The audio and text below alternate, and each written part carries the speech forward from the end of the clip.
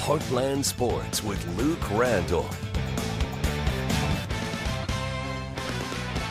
Baseball this afternoon, the SEMO Redhawks looking to finish their opening week series on a high note against Illinois State. Through 4, SEMO held a 6-1 lead over the Redbirds. Illinois State, they won the games on Friday, so this is a good sign to see. Mason Pennington, the pitcher on the mound, puts in a great stint in the final, out in the 4th right here, caught by Caleb Klein. Then in the 5th, Pennington's day is done. Kappahaw gives him a good send-off right there. Then in the 6th, Dmitry Shakotko gets going and gets Ryan Lopetegui across. Shakotoko would get to first safe, and then later in the inning, Cal Sullivan rips this one. Guess what? 3-run homer right there. Redhawks take a dominant Sunday victory. That's their first of 2026. They'll also be staying in Kappahaw because Tuesday they will host St. Louis. Over at Southern Illinois' baseball field, it is not the Salukis. It's the Murray State Racers. Racers home field Johnny Reagan still receiving renovations, so they're using Itchy Jones Stadium this weekend. Doubleheader versus Ohio. They won Game 1. Here in Game 2, Bobcats get a hit, and the runner is going to be called out at 3rd right here. And if you look at it, that call was wrong, but there's no video replay to overturn that, so it does end the inning. A break for the Racers right there. Murray State, Dalen Pena hits right here, and he's able to get Luke Mystone around to score the Racers their first run of the game. It would tie things up at 1.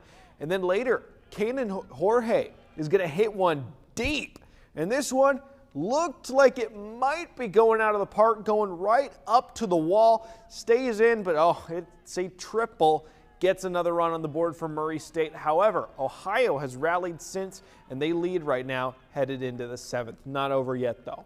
Salukis, they were playing today out in Oklahoma, the series decider against Oral Roberts. Doesn't go SIU's way, though. Dogs have a couple games next weekend in North Carolina. Now, one SIU team was playing at home today, men's basketball versus Bradley in the Banterra Center. Dogs, having won their last 2 entering this game, lost to Bradley in Peoria in December. Kelron House going inside, going up for 2. Bradley having to respond. Jaquan Johnson, he's a slippery guy, able to get in right there for the Braves basket. Watch this, though. House lobs it. Damian Mayo Jr., a Saluki slam. Banterra, they love that sort of stuff. SIU getting back into it. Ahmet Yanovich right here, big body, using it all inside for the Braves. But SIU continues with the fight. Drew Steffi going in. A little pass right here. Davion Sykes and 1. And you know what? We kind of got the same thing happening a moment later. Steffi trying to work his way around, bounce pass, and it's another and 1 for Sykes. Salukis, they were great in the first. Bradley was better in the second, and ultimately the Salukis lose at home.